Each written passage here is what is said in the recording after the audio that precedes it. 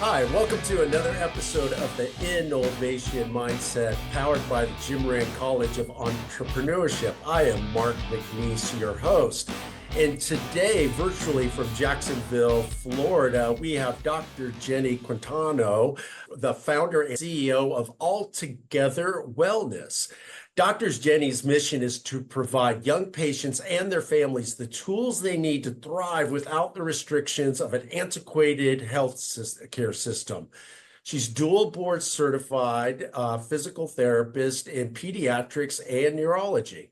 She also has a passion for seeing children and families successfully grow and flourish. She has vast experience working all the way from neonatal intensive care to the functioning fitness environment and everything in between. After seeing the failures of the traditional medical model, she began her own practice in 2014, allowing a focus on the child and family together's challenges of parenting and can bring. And she seeks to bring the experience in how we think, move, and act to influence how families learn, grow, and thrive. Dr. Jenny, thank you so much for coming in and spending some time with us today on the InNOLEvation Mindset. My pleasure. Thank you for having me. Wow, you've done so much. And before we get into that and your unique vision for caring for the whole person and families, not only the person, but the families. Tell us a little bit about your upbringing and just how did you become interested in being a caregiver, a doctor, and being a business owner? Sure. Yeah. So I grew up in the Midwest in a small town in Wisconsin. Go back. So I think for me, growing up, we didn't have any entrepreneurs in our family. That wasn't necessarily my upbringing. My parents both worked, had great jobs. We had a nice house, but it wasn't ingrained in me necessarily to start down that path. So it is interesting when you ask that question about reflecting on just my own background in business, and I did identify somebody that I think was very influential, even though I didn't necessarily see it that way at the time. But grew up in the Midwest and went to University of Wisconsin for my undergrad. Ended up at Mayo for grad school in their PT program there, and then they sent me to Jacksonville for a clinical in December. So I got here December 30th, spent 3 months here, and drove back in a literal blizzard and was like, that's it. I'm done. I'm moving back to the beach. So there were a lot of things that led me along the way, things that interested me in the path that I took. But I think there was a lot of just fortunate circumstances and probably careless decisions in my 20s that just really landed me, if I'm being honest, in the position that I ended up in, and then just allowed me to flourish and continue to grow. Fantastic. And you may have said this, and I apologize if I missed it, but what year did you move to Jacksonville? Yeah, 2000. I got here at the end of 2006 and then came back permanently in 2007. Okay, great. So you were there for approximately 7, 8 years before you started your business. What were you doing in Jacksonville during that time? Yeah, so I worked with and still have some ties to Brooks Rehabilitation, which is an awesome hospital-based facility here that really is patient-centric. And again, just fortuitously landed in a place where I was in a not-for-profit where patient outcomes were the driver and rehabilitation was an important piece of that. And I had the fortunate opportunity to work in a variety of settings, working with them and in other places in Jacksonville, and ended up eventually in education. So it was when I entered education and teaching other physical therapists who wanted to specialize in pediatrics that I also started my practice on the side. So even at that time was not intended to ever be my business and full-time job. It was something I was doing in addition to my teaching to continue practicing and have that opportunity. Oh, interesting. Where do you think your passion for physical therapy and caring for the whole person, including their families, came from? Sure. When I was in middle school, I injured my knee, and the physician's response was, we'll give PT a try, but if it doesn't work, you're looking at surgery. I was not a fan of the idea of needles and scalpels and all of those things. So I went to physical therapy and was all in on that experience and just had a really positive experience. So that kind of shaped that vision and that desire to be able to do that for other individuals. At the time, my passion really was around helping athletes because that's how I was injured, was sports related and wanted to get back out playing. And then when I got into grad school, I just realized there was so much more for me helping individuals who had much greater needs and bigger gains to be made was so much more rewarding and inspired my passion that I ended up much more down that neuro path and working with patients after strokes and head trauma and in pediatrics, the same opportunities for development. Just going from such a big gap of not walking, not talking to being able to talk and move and think freely was such a reward for me as a therapist that I'm stuck with. Oh, wow. That's really interesting. Yeah. How does holistic medicine and corp differ from traditional corporate medicine, and what how do you view that?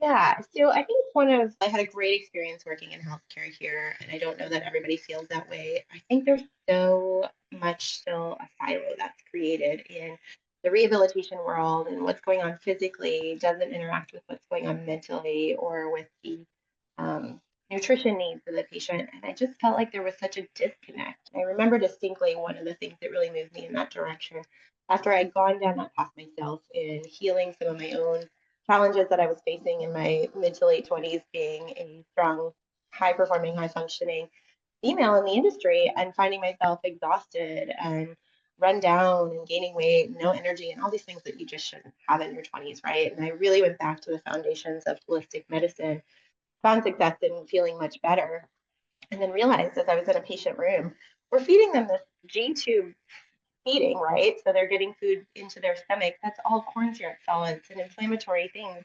And we're asking them to heal their brain and get better and get up and walk. And there was just such a disconnect between you wouldn't give a sick kid lollipops and gummy bears, you give them whole fruit foods. And why are we doing this to our patients? And so for me, that just became this big disconnect in my profession that I felt like I needed to bridge, and where I went with the holistic side of my practice.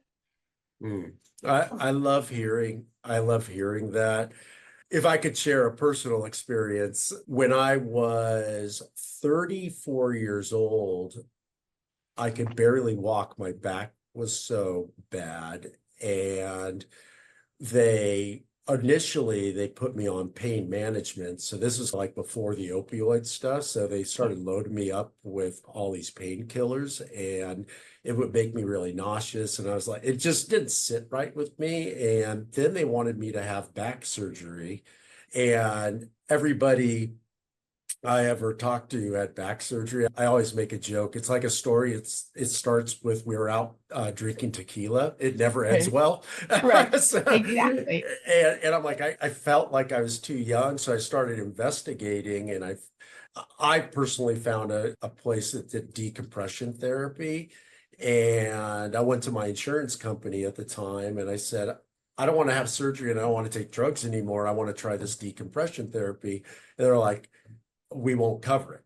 And I'm like, you'll cover back surgery and you'll cover me being on drugs for the rest of my life, but you won't cover like decompression therapy. And they're like, no. So I, out of pocket, did it. And I've never had back pain since. It Yeah. absolutely cured me. And and that's, and I know this podcast is not about me, but it seemed No, it relevant really is. Yes. that I'm always so excited to talk with doctors who want to treat the whole person and don't just want to dope them up or go have surgery. It's like, hey, there's other ways to do this.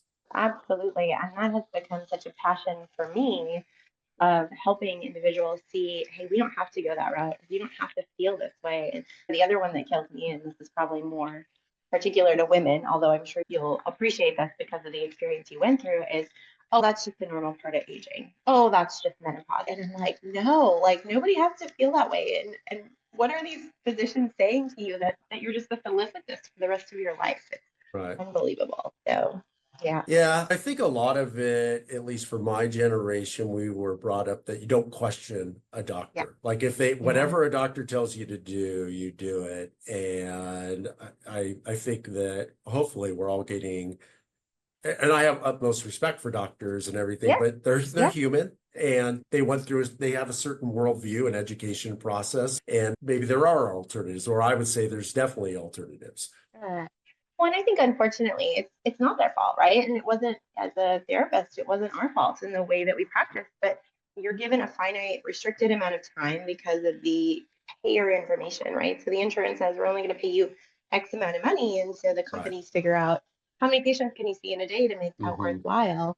It's it is just a problem of the system, but I think we are, particularly post COVID, getting more and more people questioning that system, and maybe there's another way. And as providers, I think there are a lot of good people stepping up, and I'd love to see more of that in the future, to realize that there are so many more facets to medication, or to healthcare, than just medication, which is usually what's offered. Yeah, absolutely. In 2014, you started your business. Tell us a little bit about what inspired you to go out on your own, hang your own shingle, and tell us a little bit about the process. Tell about what you do and what you're known for. Yeah, yeah. I will say, and that even in 2014 was not an intentional business that I was going to start. I Mhm. believed in certain things, but I still went down this path of, and this is probably where I said my business acumen, or lack thereof, growing up comes in, is that my family's just stubborn. Like, we're just hard headed and we're just going to do it. That's a good German, like, you just buckle down and you're going to figure it out. So I decided at that point to start the side hustle, I'm going to call it, right? Seeing patients and getting paid for it, and how hard can it be, right? Like, I can figure this out. And it wasn't until I met a biller, maybe about 2 years in, and just, hey, I've got a question for you. I don't know if I need you right now, but can you answer something for me? And he was like, you did this all on your own? Like, how did you get here? Like, I don't know, just do it, right? Like, a lot of trial and error, and figured it out. And so I think sometimes, even now, as I've grown my business, I look at the next growth and the next step, and it's easy to get overwhelmed. But at the time, I just did it. And then once I walked through it, it certainly wasn't nearly as hard or as difficult as I thought it could be, right? I think that mental component is something for entrepreneurs and anybody listening who's thinking about business, something to just jump in. If you never start, you'll never get there.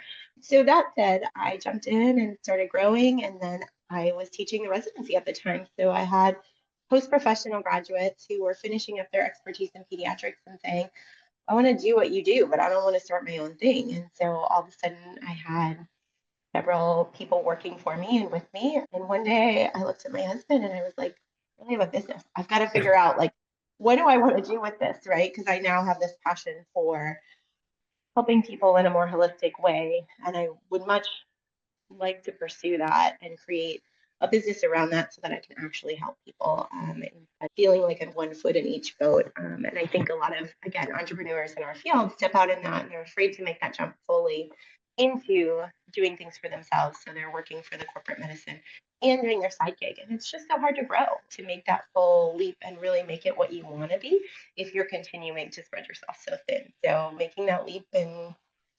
2021, I set 5-year goals and was really intentional and strategic about business growth. And that's when I joined the Jim Moran Institute here as well, and hired a business coach, and was all in, and really have grown that holistic view of what I wanted. So bringing together all the professionals from physical, occupational, speech therapy, nutrition, lactation, pelvic health. So really all those services that surround those early years of life for moms and children, and then expanding on that with the holistic piece that I bridge the gap with. Thank you for sharing that. I love that you shared that you sought out a business coach and that you also sought out the Jim Moran Institute, and would love to talk a little bit about that. First, what drove you to want to seek outside help with people who can help you work on your business? Yeah, I think that for me was a product of having gone through residency training myself. So as a PT, residency is relatively new in the last 20-ish years. So that was, for me, finding somebody who could mentor me in those areas I wanted to be an expert in, and then continuing to develop myself as a mentor and educator in that area. It was a no-brainer that reaching that next level is going to happen so much quicker and more efficiently if I find somebody who's already done it and can create that path with me and for me to help me get there. So for me, mentorship and coaching was something I knew I needed. And I think that came from my own expertise and background as a PT first. I find a lot of people really struggle with that. I had a conversation with somebody this week who was like, I can't put in the funding to it. And I get it, but how long are you going to flounder? And what's the risk of of not doing something. How much money are you wasting and losing by not reaching your clients sooner and building your business base faster? So I think that's always something. It was just an expected thing for me, but I feel like a lot of people really struggle with that on the other side. They do. It's always surprising to me that uh, people are reluctant to go find help or find a coach. And Yeah. I really think the return on investment of having a coach is at least 10x. Like I think about all the entrepreneurial ventures that I've been in and all the stupid mistakes that I made that if I would have paid somebody $100 to coach me for an hour, I would have saved myself a lot of time and money and aggravation. 100%. Even when I talked to that biller years ago, right? And I was like, I'll pay you for your time. He said, how did you get here? I was like, a lot of trial and error. And I also had myself in a pickle at the moment that I didn't know how to get out of that led me Yeah. to seek him out. And if I had gone that route in the first place and proactively sought out that expert opinion to build my business, I would have not struggled through all of that to begin with. Was it a different mindset? It wasn't a business at that point, but since I've made that jump into this is my business and where I'm going, having somebody to guide me along the way was just a no-brainer decision. So let's talk a little bit about your connection with the Jim Moran Institute. Tell us a little bit about how you got connected with JMI and what offerings have you taken advantage of that Jim Moran Institute offers?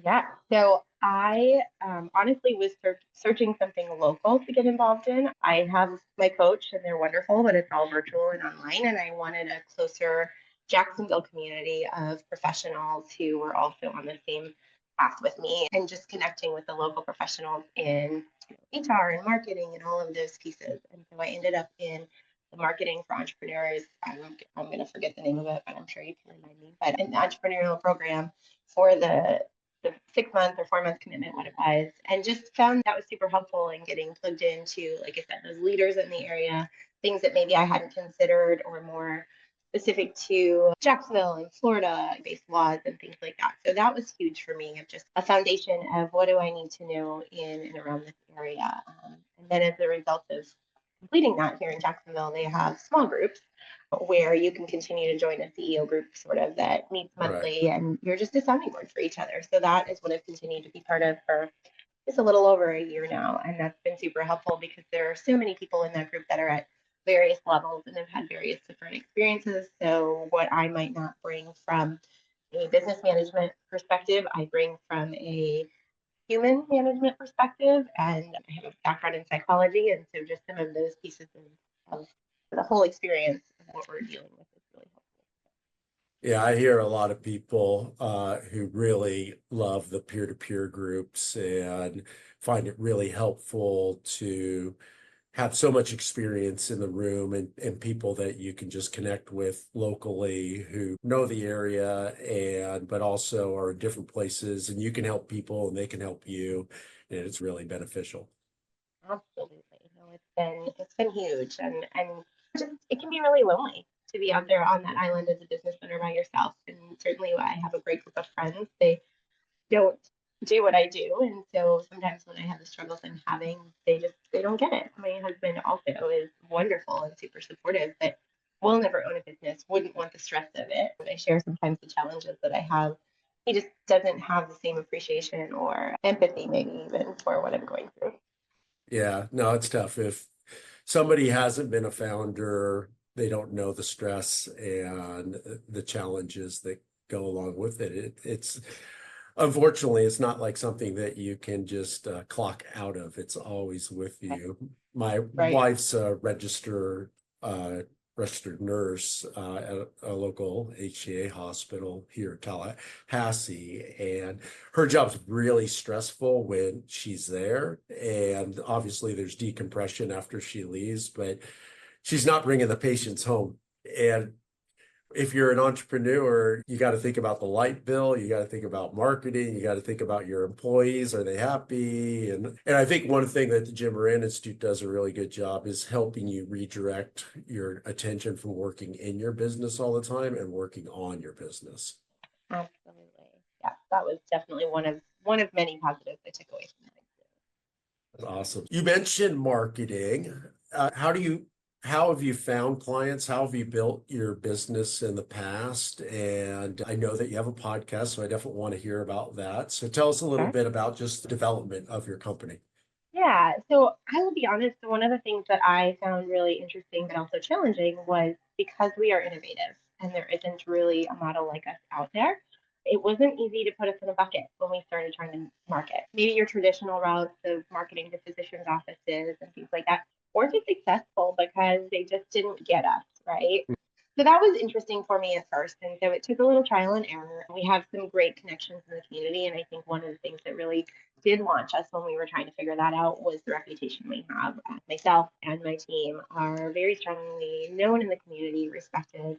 And so we relied on that reputation while we figured out who we are and how to find that mold and things like that. Most of our referrals come from word of mouth. So as much as I hate social media and the moms groups and being present in there and being an expert, answering questions and offering resources has been huge for us. Another great resource has been a lot of the resource fairs and things like that here in town. So we'll do the wellness festivals, we'll do events at the naval base because we do work with the tri-care population. And so being able to find our people and meet them where they are, whether that's online or in person at these events, has been our most successful tool.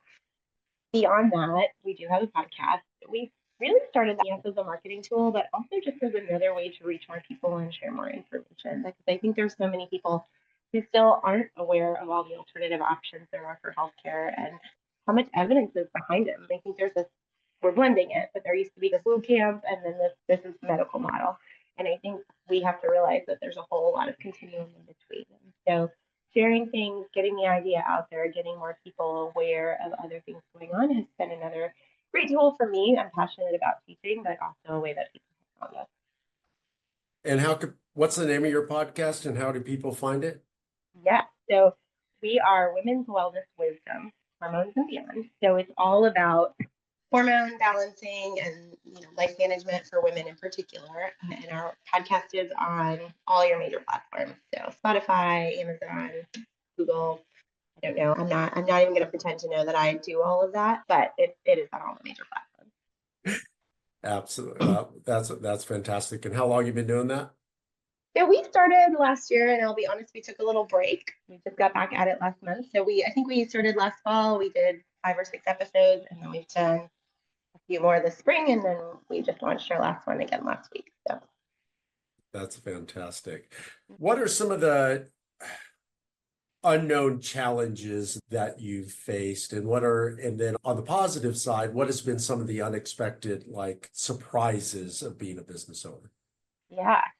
So I think probably one that is sits on both sides of that is when I really made the intentional decision to jump fully in 2 feet forward with this 3 years ago. I set 5 year goals, and about 18 months in, we had met them all.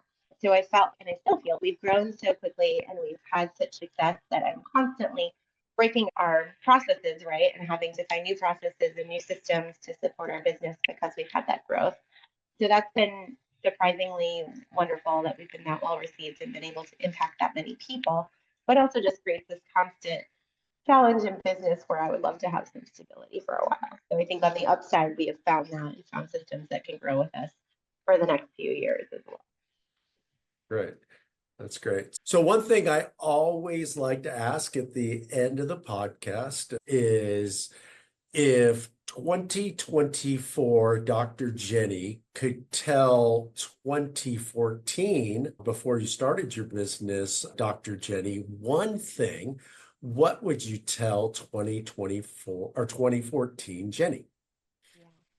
So I think the number one thing that most business owners need, and one of the reasons they burn out and fail, is they forget about themselves. And being in healthcare and that holistic healthcare component, it's so important that we prioritize our own health, wealth, and relationships, all right. But so many times we put that bucket in the wealth and the business growth and things like that, taking away from those relationships we need to be pouring into and our own personal health. And the reality is, I'm much more effective as a business owner, as a manager, if I've taken care of myself, if I've slept well, if I'm eating well, if I've gotten my workouts in, and I'm feeling my best. And so I would say my number one thing is do not neglect your own health in this process. Thank you for that good word. I think that's spot on. So thank you so much. And before we sign off, tell us how we find you on your what's your website address? Yeah. So you can find us online at altogetherwellness.net. We see clients locally here in Jacksonville and virtually throughout Florida and beyond, depending what services you're looking for. We have therapy and coaching, so both of those available. And you can find us on Instagram and on Facebook, Altogether Kids and Altogether Women. We've got 2 pages there, depending on what resources. Thank you. Thank you for taking the time to join us today on the InNOLEvation Mindset. And thank you for tuning in to another episode of the InNOLEvation Mindset.